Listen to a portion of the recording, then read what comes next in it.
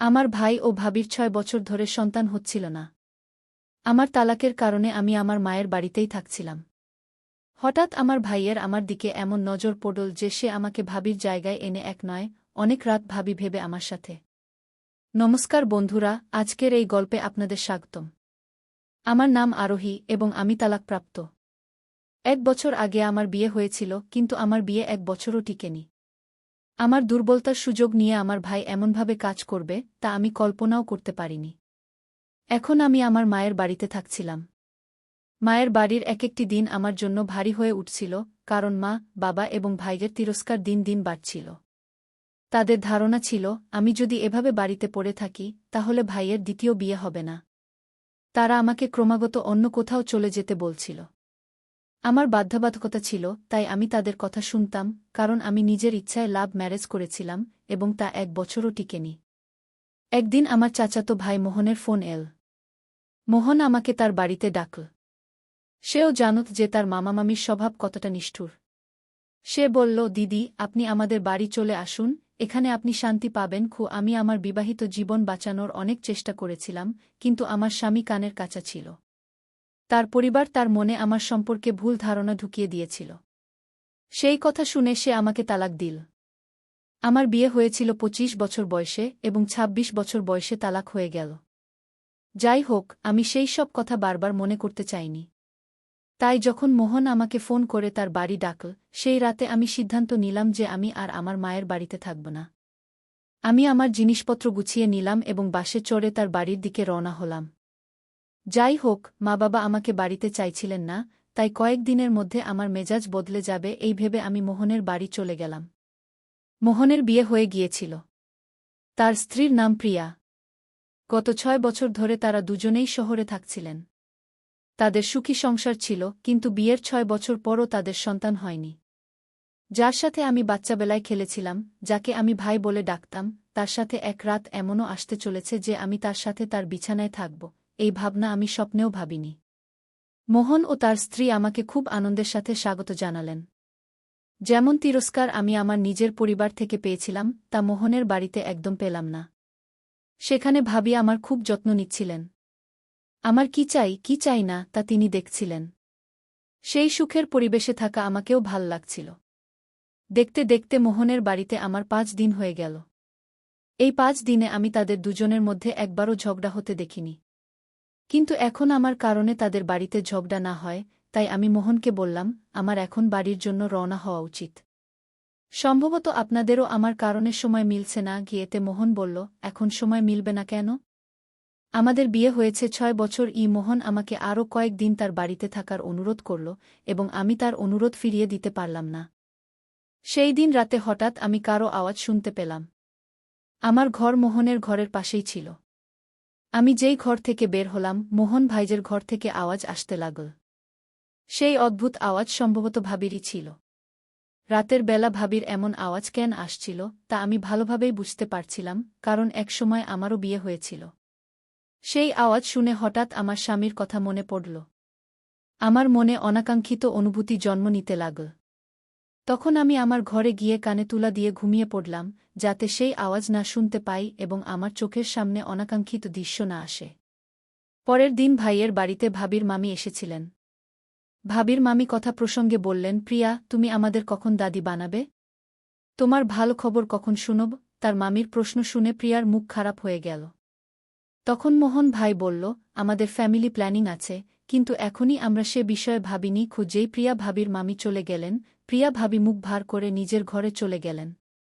প্রিয়াকে তার মামির প্রশ্ন এত খারাপ লাগল কেন তা আমি বুঝতে পারলাম না। প্রিয়া আমাকে খুবই দুঃখিত দেখাচ্ছিল, তাই আমি তার পিছনে পিছনে তার ঘরে গেলাম। সেখানে আমি তাকে কাঁদতে দেখলাম। প্রিয়াকে কাঁদতে দেখে আমি বললাম, প্রিয়া, তুমি কি তোমার মামির প্রশ্নের কারণে কাঁদছ? এতে কান্নার কি আছে? মোহন তাদের বলে দিয়েছে যে তুমি আমাদের পরিবার পরিকল্পনা আছে এবং তোমরা সেভাবেই চলছ, এতে খারাপ লাগা বা কান্নার কোনো কারণ নেই। এখন তুমি শহরে থাকো, তাই তোমার চিন্তাভাবনাও উন্নত হবে। শহরের মানুষ সবকিছু ভেবেচিন্তে করে এবং আজকাল সন্তান নেওয়া এত সহজ নয়, খরচও অনেক বেড়ে গেছে। আমি বলছিলাম, এমন সময় প্রিয়া হঠাৎ আমার কাঁধে মাথা রেখে জোরে জোরে কাঁদতে শুরু করল। তারপর আমি তার চোখের জল মুছে দিয়ে তাকে আশ্বস্ত করে জিজ্ঞাসা করলাম, প্রিয়া ভাবি, তোমার কান্নার কারণ আমার কাছে অন্য কিছু মনে হচ্ছে। যাই হোক, তুমি আমাকে বলো। তুমি আমাকে তোমার বন্ধু ভেবে সব বলতে পারো। তখন প্রিয়া বলল, আরোহী, এখন যেহেতু তুমি আমাকে বন্ধুত্বের সম্পর্কে প্রশ্ন করেছ, আমি তোমাকে সত্যি উত্তর দেব। কিন্তু এটা শুনে তুমি ননদ হিসেবে নয়, বন্ধু হিসেবে বুঝবে। এটা প্রতিশ্রুতি দাও। ও আমি প্রিয়াকে প্রতিশ্রুতি দিলাম যে আমি তাকে বন্ধু হিসেবে বুঝব। তখন প্রিয়া বলতে শুরু করল, আমাদের কোনো পরিবার পরিকল্পনা নেই। সত্যি কথা হলো, আমি কখনো মা হতে পারব না। আমার মধ্যে এমন একটা সমস্যা আছে যে আমি মা হওয়ার উপযুক্ত নই। আমি প্রিয়াকে বুঝিয়ে বললাম, এতে এত চাপ নেওয়ার কি দরকার? তুমি একদম চাপ নিও না। আল্লাহর ইচ্ছা হলে সব ঠিক হয়ে যাবে। যদি তোমরা পিতামাতা হওয়ার সুখ চাও, তাহলে তোমরা অনাথ আশ্রম থেকে একটা বাচ্চা নিতে পারো। এতে তোমারও মাতৃত্ব মিলবে, আর সেই বাচ্চারও একটা ভালো জীবন হবে। এতে প্রিয়া বলল, যদি আমাদের বাচ্চা নিতে হতো, তাহলে আমরা অনেক আগেই নিয়ে ফেলতাম। কিন্তু আমরা এমন কিছু করতে চাই না। মোহন এবং আমি শুধু আমাদের নিজের বাচ্চা চাই। আমার মধ্যে যে সমস্যা আছে তা যদি সমাজে জানাজানি হয়ে যায়, তাহলে আমার খুব বদনাম হবে। আর আমরা তা চাই না। প্রিয়ার উত্তর শুনে আমি তাকে শুধু এতটুকু বললাম, তুমি তোমার চেষ্টা ছেড়ো না। একদিন না একদিন তুমি নিশ্চয়ই মা হবে। সেই দিন সন্ধ্যায় ভাই এবং প্রিয়া ভাবি আমাকে তাদের সঙ্গে একটা পার্টিতে নিয়ে যাওয়ার জিদ করতে লাগল। সেই পার্টি ছিল ভাইয়ের অফিসের এক বন্ধুর। আমি তাদের সঙ্গে যেতে রাজি হচ্ছিলাম না, কিন্তু প্রিয়া ভাবি বললেন, আমরা বাইরে যাচ্ছি, আর তুমি ঘরে একা থাকবে। আমি চাই না যে আমার প্রিয় ননদ ঘরে একা থাকুক। প্রিয়া ভাবি আমাকে এত জোরাজুরি করল যে আমাকে প্রস্তুত হয়ে তাদের সঙ্গে যেতেই হল। যখন আমি প্রস্তুত হয়ে আমার রুম থেকে বেরিয়ে এলাম, তখন প্রথমে ভাই আমার প্রশংসা করল। ভাই বলল, আরোহী, তুমি খুব সুন্দর দেখাচ্ছ। অনেক দিন পরে আমি এভাবে প্রস্তুত হয়েছি। ভাইয়ের পরে প্রিয়াও আমার প্রশংসা করল। কিছুক্ষণের মধ্যে আমরা সেই পার্টিতে পৌঁছে গেলাম। পার্টিতে পৌঁছে ভাইয়ের পরিচিত লোকেরা এসে প্রিয়া ভাবিকে একই প্রশ্ন করছিল, আপনি গুড নিউজ কখন দেবেন? প্রিয়া ভাবি সবাই এর মাধ্যমে এর অর্থ কী? আমি তাদের একটি বিপরীত প্রশ্ন করেছিলাম, যার উত্তরে তিনি বললেন, তুমি এখন আমাকে প্রতিশ্রুতি দিয়েছ, তাই তুমি আমাকে না বলতে পারবে না। তারপর প্রিয়া ভাবি বলতে লাগলেন, আরোহী, গত 6 বছর ধরে আমি মা হওয়ার জন্য ব্যাকুল হয়ে আছি। এ পর্যন্ত আমরা হাসপাতালে লক্ষাধিক টাকা খরচ করেছি, কতগুলি ইনজেকশন ও ওষুধ আমি নিয়েছি, কিন্তু কোনো লাভ হয়নি। আমার ইচ্ছা, আমার ও মোহনের সন্তান তোমার গর্ভে বেড়ে উঠুক, আর মোহন ও তোমার সন্তান আমার গর্ভে। আমি জিজ্ঞাসা করলাম, তাহলে? আমার কথা শুনে প্রিয়া ভাবি বললেন, এর মানে হল, যতদিন তুমি গর্ভবতী না হও, ততদিন তুমি কিছু রাত মোহনের সাথে কাটাবে। প্রিয়া ভাবির কথা শুনে আমার পায়ের নিচে মাটি সরে গেল। যার সাথে আমি ছোটবেলায় খেলেছি, যাকে কাল পর্যন্ত আমি ভাইজা বলে ডেকেছি, আজ তার স্ত্রী আমাকে তার সাথে রাত কাটানোর প্রস্তাব দিচ্ছে। আমি প্রিয়া ভাবিকে বললাম, আপনি কি সচেতন? আপনি কি বুঝতে পারছেন আপনি কি বলছেন? তিনি উত্তর দিলেন, হ্যাঁ, আমি সব ভেবেচিন্তেই বলেছি। তোমাকে এই কাজ বিনামূল্যে করতে হবে না। সেদিন প্রিয়া ভাবি আমাকে বললেন, মোহন ও আমি তোমাকে 1 লাখ টাকা দেব এবং একটি বাড়িও দেব। আমরা জানি তোমার বাবা মা ও ভাই তোমাকে অনেক কষ্ট দেয়। ভাবির এই কথা আমাকে ভাবতে বাধ্য করল। আমার নিজের একটি বিউটি পার্লার খোলার ইচ্ছা ছিল, যাতে আমি নিজে উপার্জন করতে পারি এবং সুখে জীবনযাপন করতে পারি। আমি বেশি দিন বাবা মায়ের উপর নির্ভর করে থাকতে পারতাম না। আমি তাদের কাছ থেকে 1 লাখ নিয়ে একটি ছোট পার্লার কোর্স করেছিলাম, কিন্তু বড় পার্লারের জন্য প্রফেশনাল কোর্স করা প্রয়োজন ছিল। এই টাকা দিয়ে আমি একটি ভালো ও ব্যয়বহুল প্রফেশনাল কোর্স করতে পারতাম। শুধু তাই নয়, আমি আমার বড় পার্লারও খুলতে পারতাম, যেখান থেকে আমার ভালো আয় শুরু হতো। শেষ পর্যন্ত আমি ভাবির দেওয়া প্রস্তাব মেনে নিলাম এবং তাদের সন্তান জন্ম দিতে রাজি হলাম। কিন্তু আমি ভাবিকে জিজ্ঞাসা করলাম, এইসব বিষয়ে ভাইজাও কি জানেন?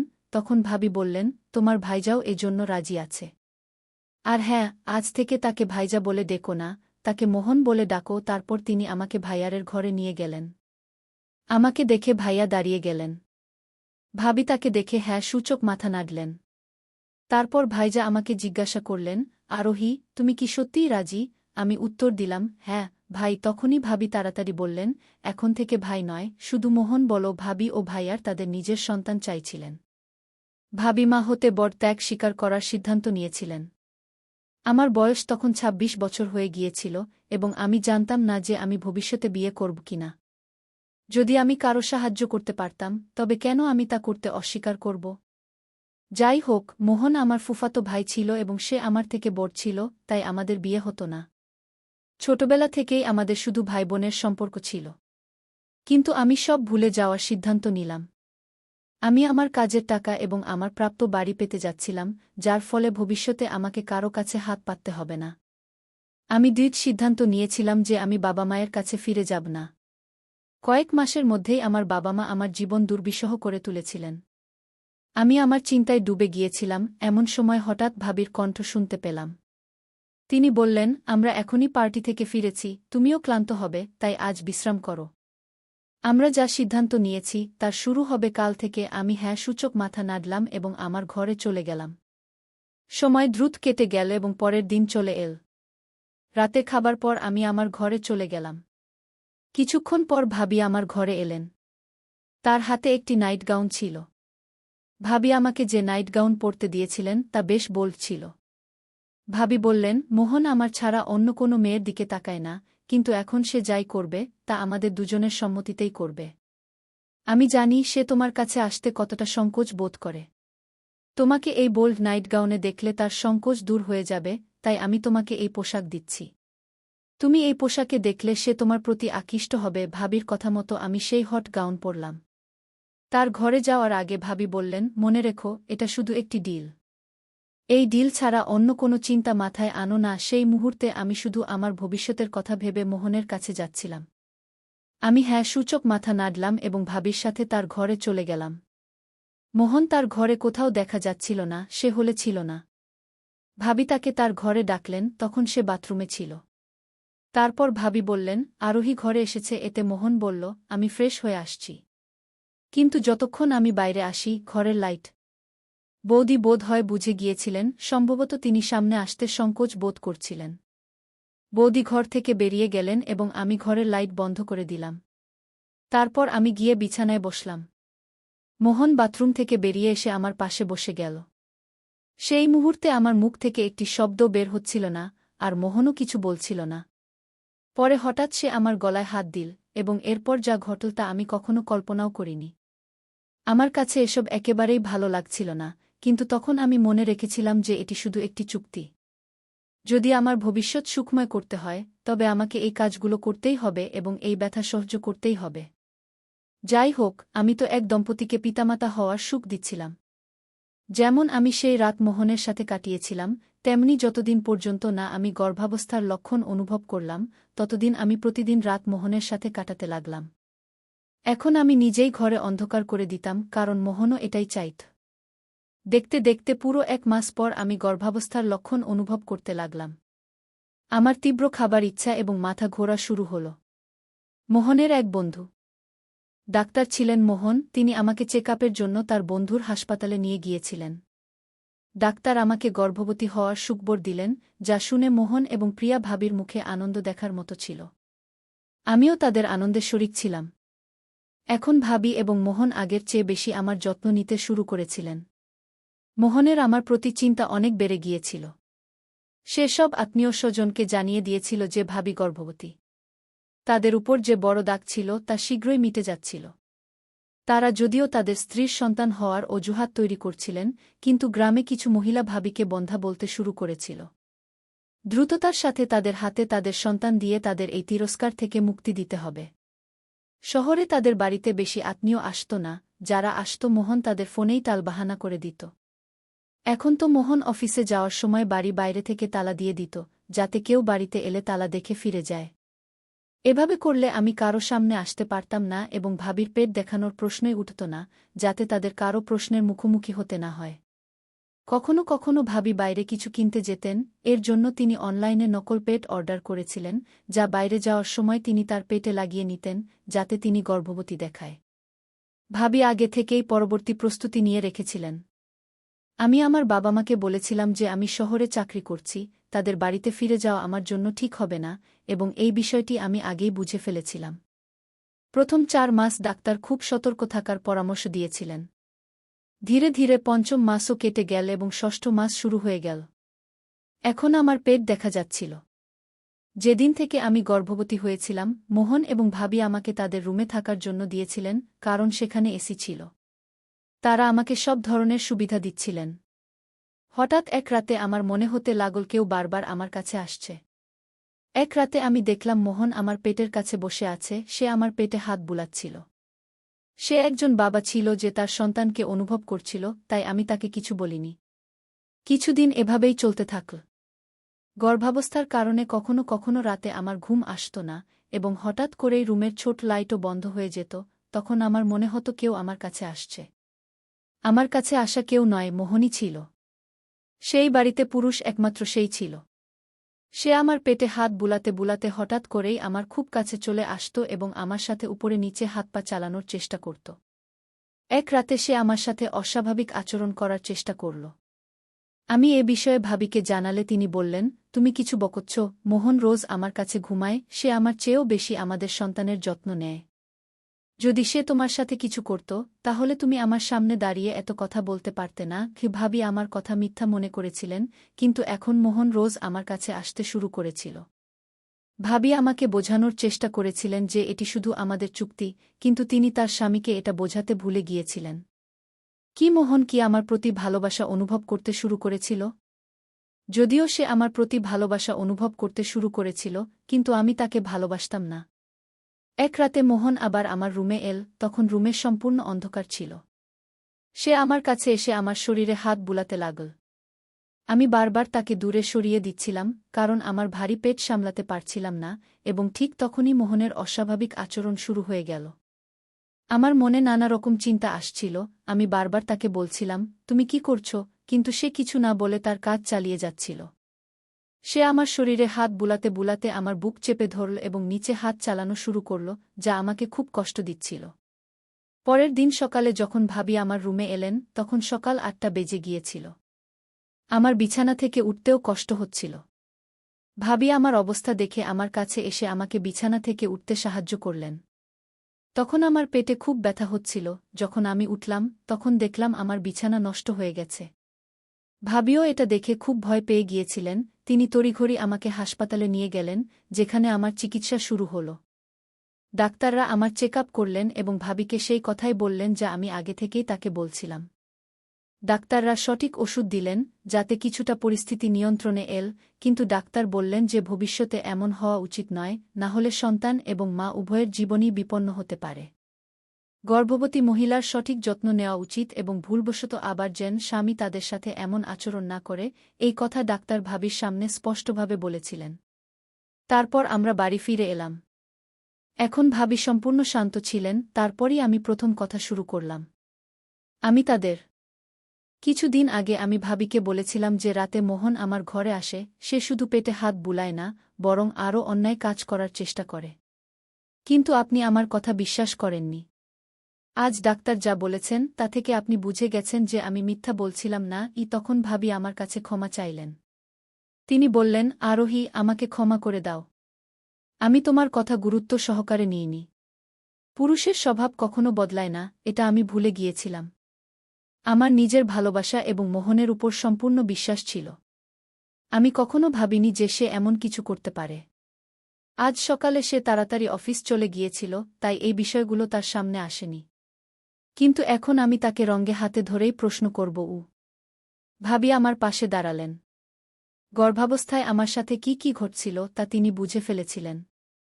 আমি নিজেও কখনো ভাবিনি যে মোহন এমন আচরণ করবে। গর্ভাবস্থায়ও আমি এমন অন্যায় কাজের শিকার হচ্ছিলাম। আজ রাতেও আমি আমার পেটে তার হাত অনুভব করছিলাম। কিছুক্ষণ পর মোহন আবার অস্তাচরণ শুরু করল।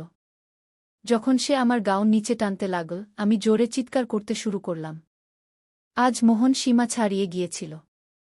সে আমার মুখে হাত দিয়ে আমার আওয়াজ বন্ধ করার চেষ্টা করল। ঠিক তখন ঘরের লাইট জ্বলে উঠল। লাইট জ্বলামাত্র সে তার মুখে হাত দিয়ে আমার থেকে দূরে সরে গেল। আমি নিজেকে সামলে নিয়ে বিছানা থেকে উঠলাম।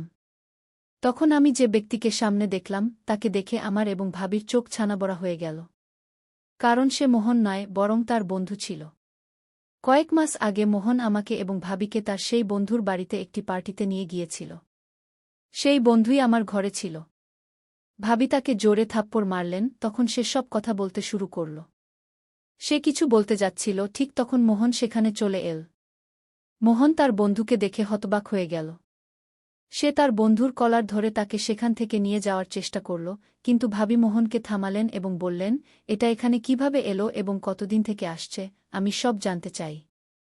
এই নিচকে আমি এখান থেকে যেতে দেব না। মোহন তার বন্ধুকে কিছু বলতে দিচ্ছিল না।